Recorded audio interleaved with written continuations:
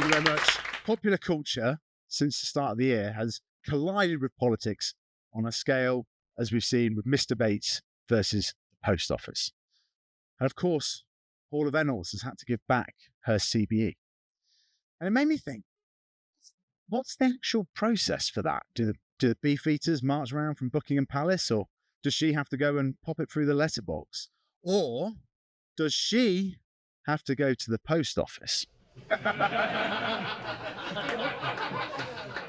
Would you like that insured? Is it fragile?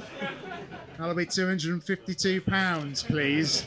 It's just what the computer says. You are the only one.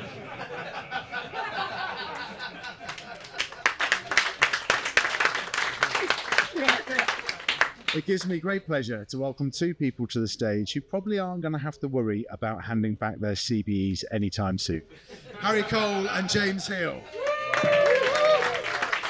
Thank you, Jimmy. Jimmy, that was genuinely funny. I'm so surprised. Harry very kindly retweeted my stand-up put out earlier in the year, seen by so many thousands of people because you're so big on Twitter. But anyway, enough about me. What I want to know about is the book, and I've been dying to ask you this, and I haven't seen either of you recently. Who approached who about the book? You start, and when were you approached, and what was happening in Tory politics at the time? James is going to tell an outrageous allegation that I was drunk. But it was a quite literal approach. I was at the Shea Antoinette popular watering hole in Westminster in Victoria, and you came over after a couple of bottles, and you said, "Come on, let's write the book. We always discussed doing a book at the Mail on Sunday, and then the pandemic intervened. But we talked about Keir Starmer at the time, that he said, this is August 2022. Liz Truss is clearly going to win the leadership race. It's 2 weeks to go. Let's write the book." And I think August 15th, we started it. And I think we sort of signed the contract 5 days later. And we wrote it in 65 days later. She was out of power and we filed the book that day. it was, everyone sort of takes a piss and says, "Oh God, did you have to rewrite it?" Yeah. We didn't really. We changed a few tenses, but it was more, just, we just kept going. And HarperCollins were absolutely amazing on that time because they let us basically, they turned it around so quickly. They were sort of editing bits of it as it was going along. But they just kept pushing the deadline back. And then there was that sort of crucial tipping moment of thinking, the worst case scenario, I think, would have been if she had sort of survived long enough for the book to come out, and then while it was literally at the printers, resigned. But in the end, it was, we were always wondering where to end it. We were going to end it at the party conferences. Yes. We added 10 more days onto it, and that was that. I think the very, very last date physically where we could have got it done would be October 31st. So she gave us a week to go. She left office, and then we managed to get it over the line. She filed it on the day then. Yeah, the last day. And I think actually the best bit was obviously 4 days previously, because she resigns on the Thursday, and then she actually goes on the Tuesday. On the Thursday, we met with the publicist. Yeah, we were literally in a pub talking about the book, media plan for the book. And I was thinking, it's looking bad, but this was about 1 o'clock, and it was just sort of one of those moments when we sort of look up at the telly in the pub and went, finish a Guinness again. To Westminster. That speed of that day was just insane. And when did you think, oh God, is it screwed? And then thinking, because it ended up winning Sunday Times Political Book of the Year, and it is a superb read. I mean, it could be called How to Climb the Greasy Pole, right? Like it's extraordinary kind of those years in Westminster. So when did you think, oh, actually, we're going to benefit from this, the fact that it's all coming to an end incredibly quickly? I think there was, I remember James getting a bit, I was quite amused by it. Because you want to do your political editor of the Sun. Yeah. And it was sort of, we'd put out that the book was coming out, and it was about Liz Truss's, and we could argue about the word extraordinary, but it was an extraordinary rise to power. And then, so we put the original title out, which then about 2 weeks later, I think we started to think, well, this isn't looking too good. So we changed the sort of subtext of the title, and they re-released it on sort of Amazon. And so there was a sort of bubbling, piss-taking trend on Twitter, which James won't mind me saying now that you were getting quite annoyed about. And I was just thinking, this is fine. This is going to be fine. I was kind of telling myself this is going to be fine. Better to be talked about than not to be talked about. It's good, natural buzz, PR. But Keir Starmer stood up at PMQs and literally, I think, what would he say? He said, "There's a book about the Prime Minister. We're promised it's out by Christmas. We're not sure whether that's the Prime Minister or the book." I always thought, Starmer, you cannot pay for PR like that. The only bit of the week where anyone actually watches PMQs, and not only that, the first question for the leader of the opposition is probably the most watched moment in British politics of the week. And he did it. So he signed a copy for him and sent it to him. And as a freebie. Thanks for the spin. Yeah. I think the actual story is you ambushed him at the lobby drinks. There's a lot of ambushing You going reared on. up out the night, brandishing his copy of the book. A lot of ambushing. How did it feel becoming a bit of a meme, James? Like, because it was all the people sending around pictures, sort of, 50% off, 70% off. Yeah, take it. Just please, God, take it. The best was the meme, which is on LinkedIn, which was like, if you're having a bad day at work, at least you're not Harry Cole or James Heale. Yeah, the motivational Californian speaker made us an entire part of his pitch. Part of his pitch. And it was like, it could be worse. Your dreams are dead, but at least you're not these guys. And it got shared 30,000 times. And my bemused father was sending it to me. It's like, my colleagues are sending me this. What is this meme thing?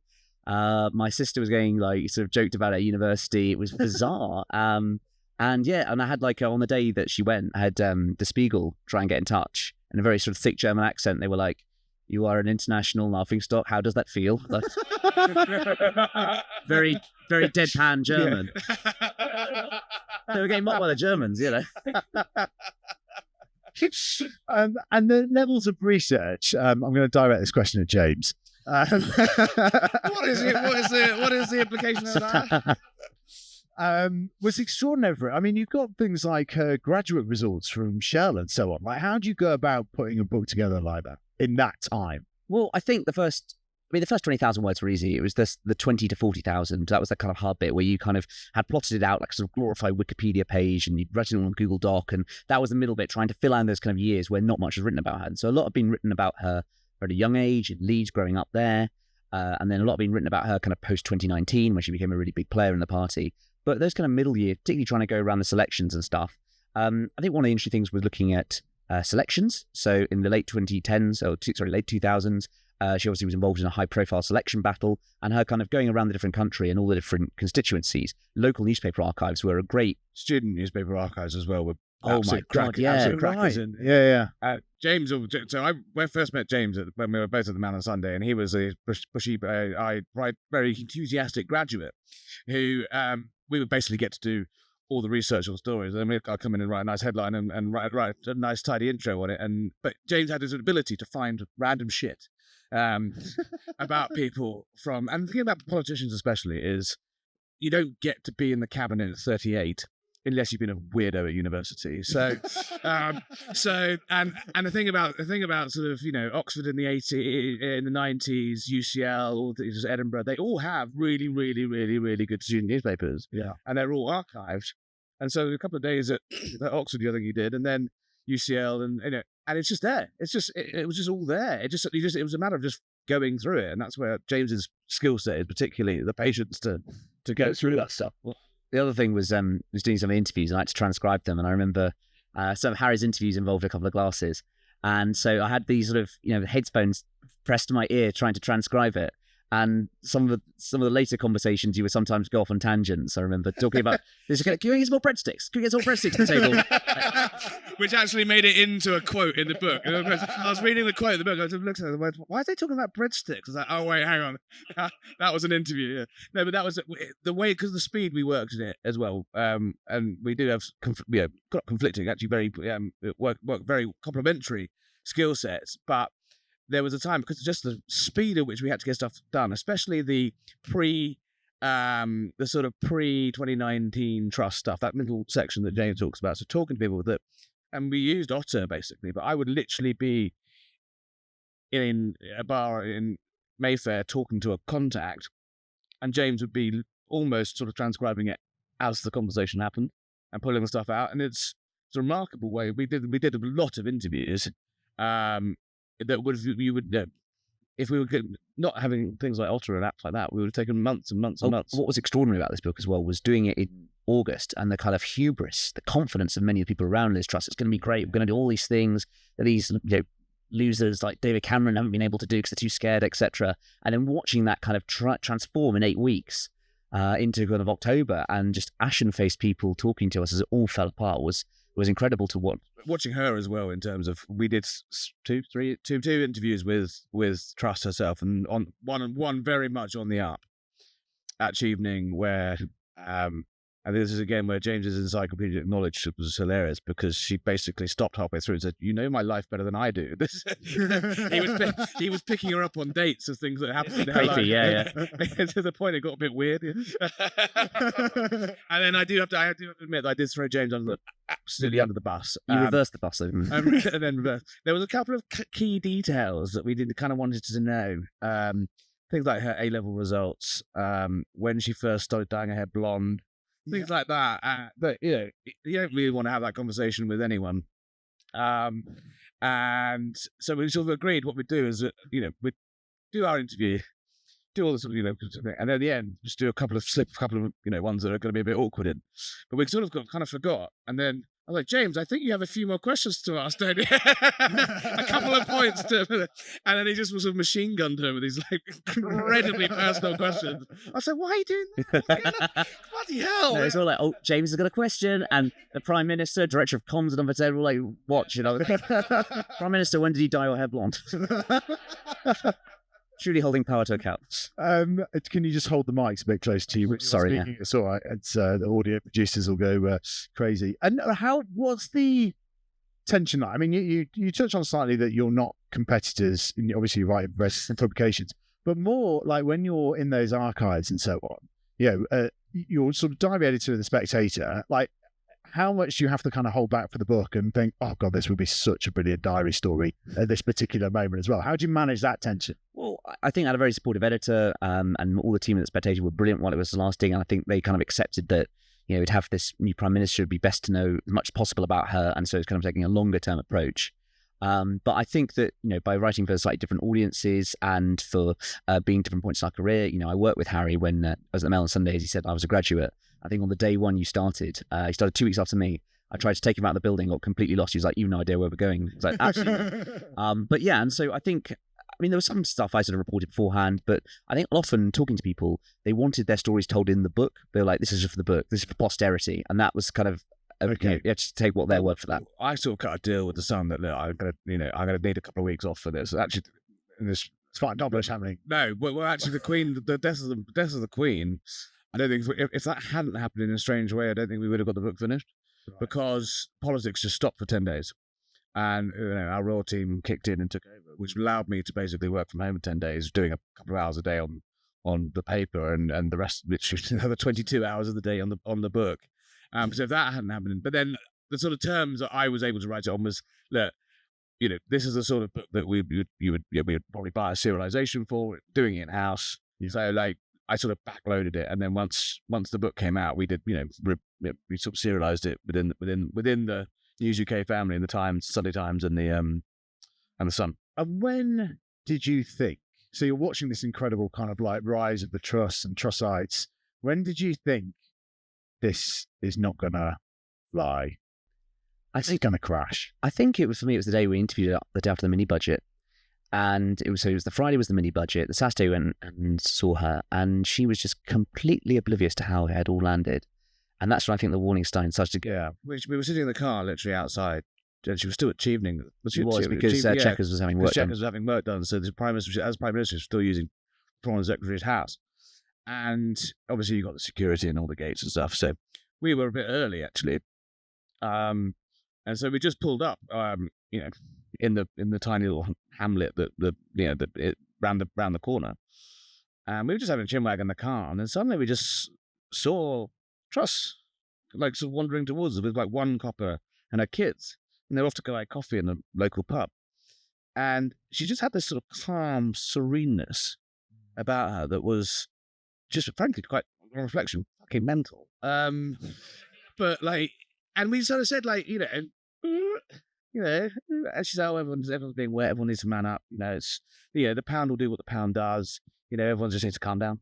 The last thing she said to me was, I'm not sure if I should put Richard Cobden in my conference speech. And I remember leaving thinking, no one's going to be talking about Richard Cobden when it comes to your conference speech, unfortunately. And it was just this sort of, she has an incredibly thick skin, but almost to a point of lacking any sort of actually emotional intelligence, because to not be able to see how bad it was that day, and just it'll be fine. Everything will be fine. Everything will be okay.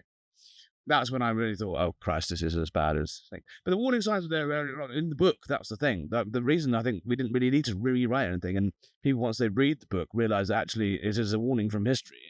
It reminds me of, to say quickly, it's the first time I met Liz Truss was actually with the Mail on Sunday. Was that when she was incredibly flirty? That was the second time.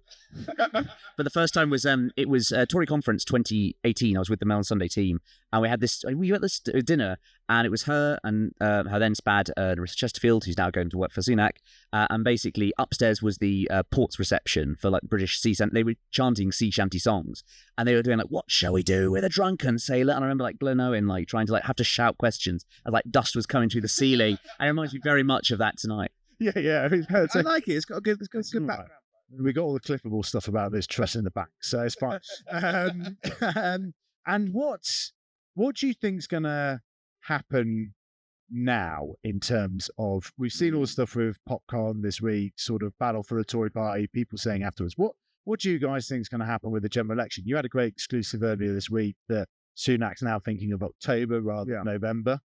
Yeah, I think so. I think just if you're looking at the direction of travel that the West is going in, Trump looks like he's. I think without getting too technical and boring, I think that there's an overcompensation on people's. Lots of people got it wrong in 2016 when Trump won, and now slightly overcompensating and saying, doom-laden predictions that he's definitely going to win. I think is a lot tighter than you would have it believe. But there is a large chance that geopolitics once again gets upended. Yeah. In November, and in all likelihood, it's going to be a Labour victory. And I think the way it was told to me was, yes, it's obviously a decision entirely for the Prime Minister of when to go to the country, but I think some wiser hands and people who've been around the block for a while and people who's are paid to look out for our national interests have basically said, look, you're probably going to lose.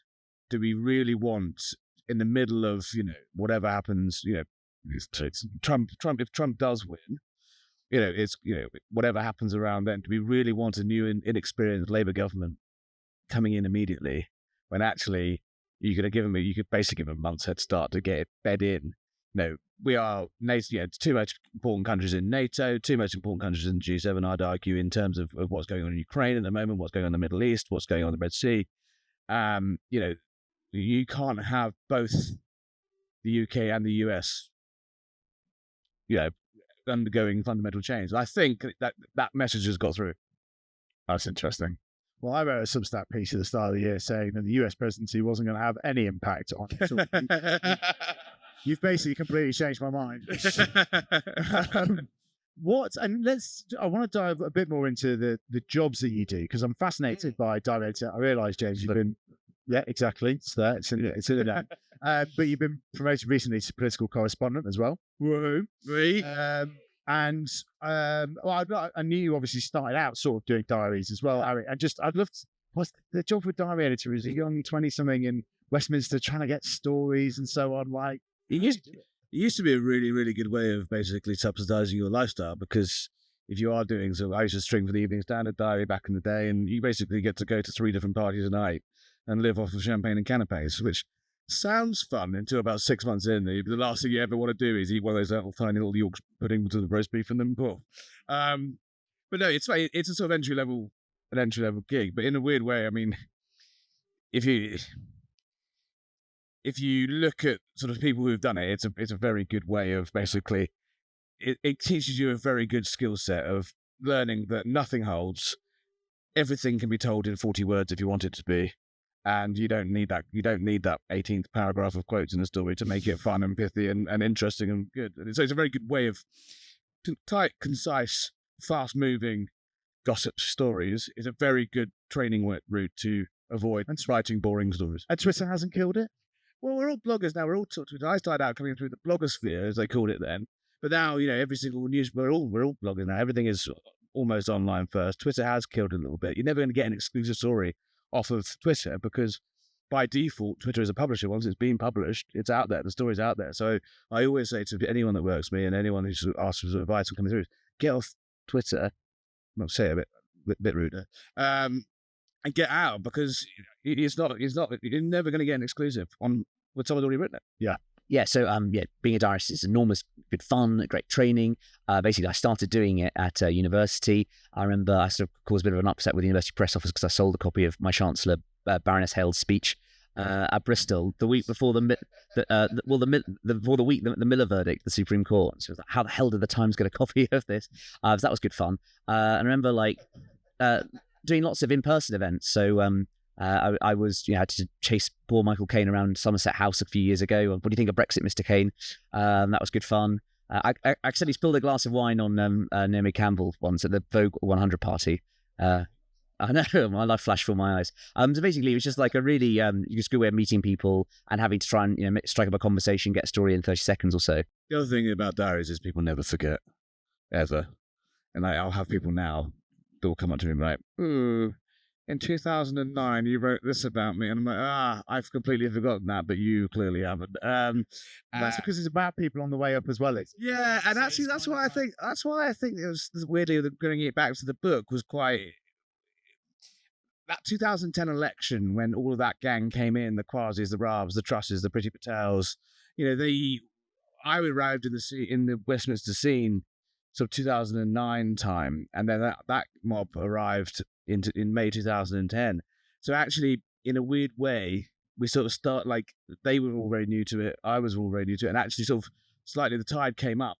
Yeah, and it's similar. Well, not obviously they went on to great things and in the cabinet and blah blah blah. And I throw rocks from the sidelines, but a lot of the contacts I had as a very junior reporter ended up going to be very senior people. So, but when we first met doing diary stories and as James says, trawling the pubs of Westminster, they were pretty junior as well. And there's a line in the book that really stuck with me that you called the 2010 intake of Conservative MPs probably the best generation since 1960. Sounds like a bit of James Rose.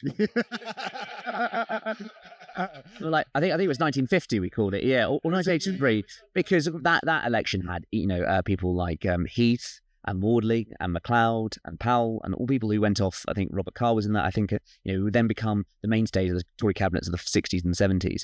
And that 2010 intake, I believe, produced about 26 cabinet ministers. People who would sit around the cabinet table, and all of them, only one of them became prime minister, and that was Liz Truss. So a big part of this book was how does she survive where others failed? She got cut down in the fray of Brexit and COVID.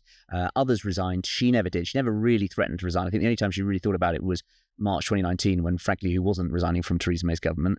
And so I think... That's right, James. Yeah. I'm sorry. Sort of haunted look descended over your eyes there. Oh, sorry. No. But yeah, no. And so why did she survive when others failed was what...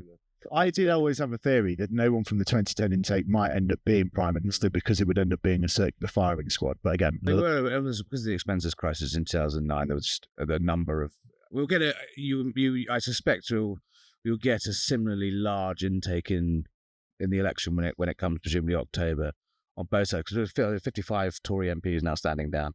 There's the natural churn of it's tea time in the cricket match, and it's the other guys turn to bat.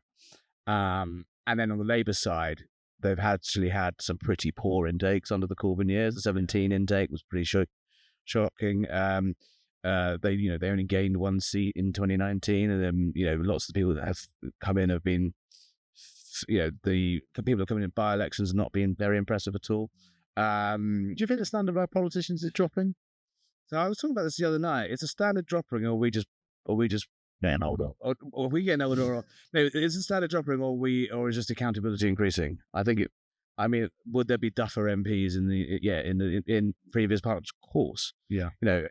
Is politics now a dirtier business and seedier and grubbier and more corrupt than ever before? I don't think it is. I just think the standards bar is much higher now, and stuff that 5, 10, 15 years when I started out at Westminster, people wouldn't have got away with. Yes. Would have got away with. Now, especially on the sex and bullying side of things, the game has completely changed. And so the reason we've got the record number of by-elections and number of MPs suspended, and the fact that the independents are now a larger bloc than the Lib Dems. I mean, there are more people suspended by the two main parties than there are Lib Dems in Parliament. So they technically, if the SNP, weren't there, they'd get a question at PMQs. Like, on behalf of the nonces, I'd like to say. So it was, our standards higher. Yeah, definitely. I think everyone likes to think that the current crop of politicians are the worst ever, but who are some rising stars to kind of look out for on both Labour and Tory benches that we might not have come across yet? Come on, James. I think Laura Farris will be one to watch. I think she's one of the people who's actually going to be due to hold her seat. Her father was an MP as well, but she's been made a Home Office minister. I think she's quite impressive on one of the Tory side. And then I think, you've got to look at Labour people who got promoted in the last reshuffle. So people like, she's been out the airwaves because of obviously what's been happening in Gaza, but Shabana Mahmood, I think, is very impressive, Shadow Justice Secretary. But frankly, a lot of the ministers of the next Labour government, if that happens to be the case later this year, are being selected now, because I think the next intake is probably going to be more than 50% of the whole parliamentary party in Labour is going to be new MPs, backbenchers, new intake people. And so it's going to be a whole new different type of parliament feel to it. I once tweeted that I thought Darren Jones, when he was the chairman of the Business Select Committee, and it was quite a long time ago, sort of Diane Corbyn days, and I just tweeted that could this be Labour's next Prime Minister? He's now in the shadow cabinet as chief secretary. He stopped me in the corridor about 3 days later and said, "Please don't ever tweet that again. It was incredibly unhelpful." The last thing any aspirational Labour politician under Corbyn needs to be is being tipped by the sun to but on the Tory, I think what happened. Darren Jones is very good, by the way. Darren Jones, yeah. Oh, good. There we go. Darren Jones is very good. Wes Streeting, obviously, I think has got a lot to offer if he can square off the unions. If he does become deeply unpopular as Labour Health Secretaries, which Labour's Health Secretaries tend to do. On the government side now, is the next Tory Prime Minister, even elected yet? Possibly not. Is the next Tory Prime Minister someone you've never heard of?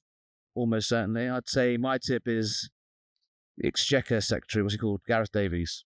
I think he's a really impressive guy. Grantham, overdue an PM from Grantham.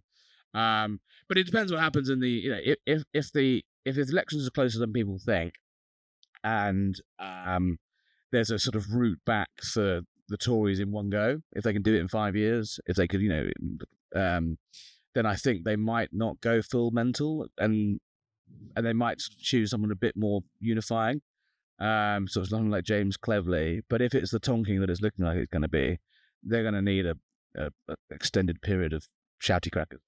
And you said that you don't become senior cabinet minister by the age of 38 without being weird at university. Some might say you don't become political manager with the Sun in your mid-30s, similar age. But talk to us about the job. Like, obviously, you've got a big decision to make about declaration and stuff. I'm not expecting that as an exclusive. No, sorry. I'll come back and talk about it at the time. You'll be the last to know. That's what I used to say to you when I was in number 10. Please stop calling this number. Yeah. Talk to us about the job, Harry. I mean, you've spent through. It's great. Stuff. Like, it's amazing. So, I mean, look, without being too sort of academic and pompous, I've always I came through on the wave of completely changing of how the media works, and the fact that we were selling 4 million copies, in the 1997, and we're not selling that now. But we're doing more stuff. We're doing far more across multiple platforms, across video, across audio, across the website, on two sides of the pond now. So where before the job of a political editor would be quite a civilized birth. You'd be in for 10. You'd write a list in the morning, and then take lunch. Sort of come back about 4. Write some copy. My predecessor, Trevor Kavanagh, who did the job for 25 years, used to leave the office at 6, and we had this is life changed when he got a car phone, where he would basically drive back to his house in Epsom and dictate the copy down the phone from the car. which to me now sounds like the height of sophistication. But now it's literally, we've got someone on board, we've got someone reporting on politics from 7 a.m. till 11 p.m. at night. We're doing sort of 15 or 16 stories a day across online, across print. We've sort of we spent most of my time in this job has been basically merging. Well, the first thing I had to do really when I got the job is merging the print and the online operation into one team. And we were so much wastage of people that one person would write the story for online and someone else would write it for the paper. Absolutely no point in that. Getting everyone into that thing.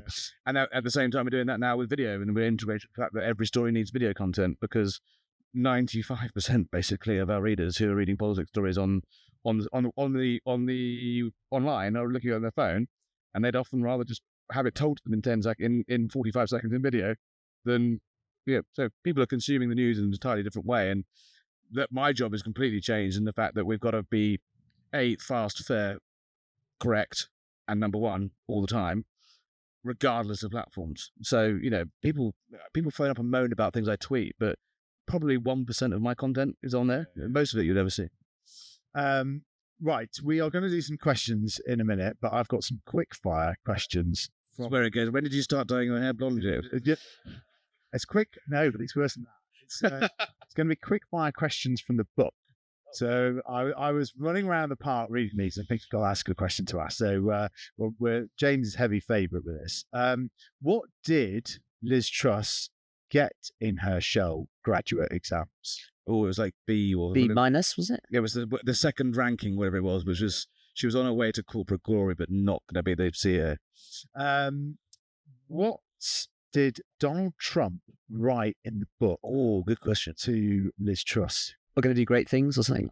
Let's get a great deal. Let's get a great deal. Beautiful deal. It's. What was the snack? Oh, that she sticks. What was the snack that Liz Truss had with her husband in 10 Downing Street when she decided she was going to stand down? Cheddar cheese and Sauvignon Blanc and pork pie, I think. Yes, pork pie. Very good. That is colour. That is colour. That is terrific. Two people in the room. Who knew? How did we? Who leaves? What was in her rider? No mayonnaise. Absolutely no mayonnaise. Sushi. My second question. Bottle of Sauvignon Blanc in the hotel room without fail. Chilled. Bagels. Something about bagels. And she only liked the blue M&Ms. That's not that. Pretty much, yeah. Quinton Letts described her new haircut as a cross between two politicians. Which politicians were they? One was Thatcher? No. Michael Sandbrook. Yes. Yeah. And one slightly more famous. Boris. No. Hillary Clinton. Can you tell us the story about Kwasi Kwarteng calling Alistair Jack, who is the Scottish Secretary at the time? I love the story, and the presence of a great chief whip as well. This is a great story to tell. So it's about as Tory as you get. So the chief whip and someone else, Alistair Jack, the Scotland Secretary, obviously were shooting on a Tuesday morning in their Range Rovers.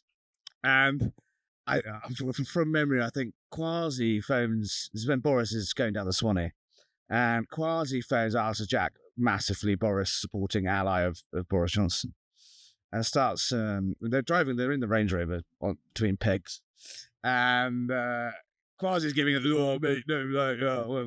mate, Boris is fucked, mate. Like, where's the lifeboat? What are we doing? And you've got to get on board with Liz, yeah? And Alistair Jack just says very calmly, I disagrey, Kwasi, and furthermore, I'd like you to know that you're on speakerphone and the chief whip's sitting next to me. And then very quickly, about 10 minutes later, I think Liz phoned back and was like, he wasn't speaking for me. I'm loyal. And then once the sort of stench of decay gets into a political party like that, that's when people start doing stupid things. Final question. Piece of advice for aspiring young journalists. What should they be doing? Always answer a ringing phone and don't go to journalism college. It's a waste of time. Watch Harry Cole's talk on the Tab on YouTube, and that actually, he's been very nice to me tonight. So I'll just say that was one of the reasons I became a journalist. So.